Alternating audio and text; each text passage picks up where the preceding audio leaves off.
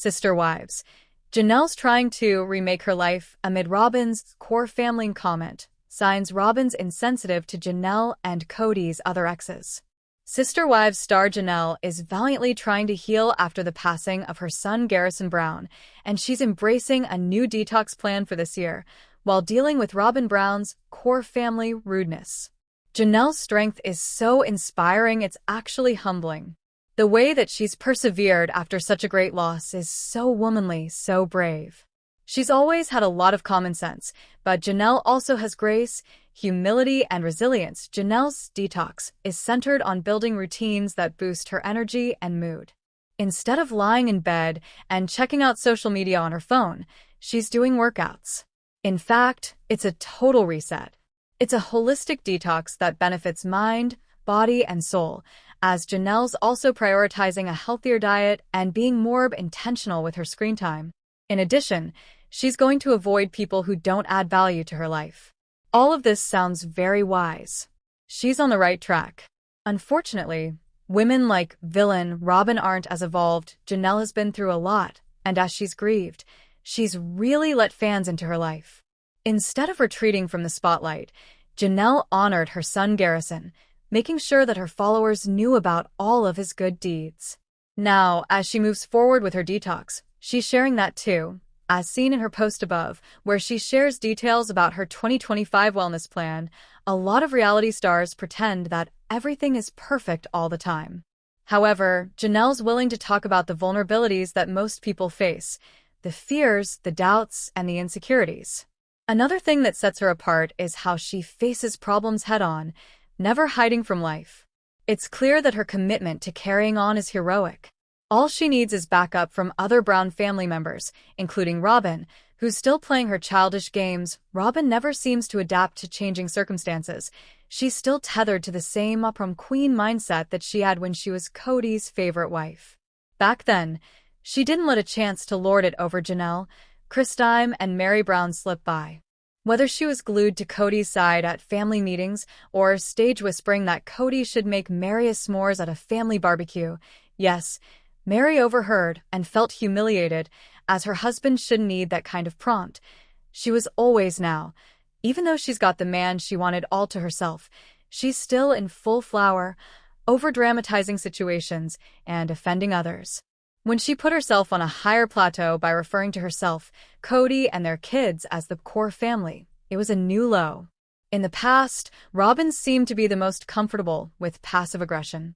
Her power behind the throne shtick was tired, but that didn't change anything. The show went on. She would engineer outcomes while trying to keep her hands clean. The woman who secretly wanted a traditional marriage would drone on about the wonders of polygamy, making syrupy sweet statements about her fellow sister wives. However, she obviously considered every one of those women a rival. Robyn never seemed to understand how transparent this was. She still doesn't. There was absolutely no need to use core family terminology. It was just a misguided attempt to show the world how good she is. To be excluded from the core may not be a bad thing, as in many ways, Robyn and Cody's relationship is as troubled as all the rest, but the remark was still crass. It has to be said that if Robyn was really happy, she wouldn't need these weak displays of power. She would just be happy. So, as Janelle tries to move forward and become the person she's always wanted to be, despite the type of grief that can bring a person to their knees, she has to deal with Robyn's ego. She has to be reminded of the past and the fact that Cody created a poisonous family dynamic, favoring one wife and putting the others in tiresome Cinderella roles. Cody's exes lived with so much pain. Janelle had money problems too. While Robyn lived in a fancy house in Flagstaff, the exes aren't Cinderellas or princesses. Cody's exes are grown women who spent decades suffering in loveless spiritual unions with a man who put all the blame on them. He called them princesses whenever they tried to access basic human rights that any wife should have. The man who rhapsodizes about his great abs doesn't seem to understand that being so low on the totem pole for so long is demeaning. When the wives pushed for change, they weren't in the wrong now. Robyn clings to the same dynamic, although the wives are gone, and no one wants to go back. What does she achieve by continuing to sequester her core family from the others? Nothing at all. The Brown family's children by other mothers need more from their stepmother than core family chatter that triggers them emotionally. Robyn is getting older. She's lived quite a bit of life at the age of 46, and there's really no excuse for a core family remark that is akin to a mind game.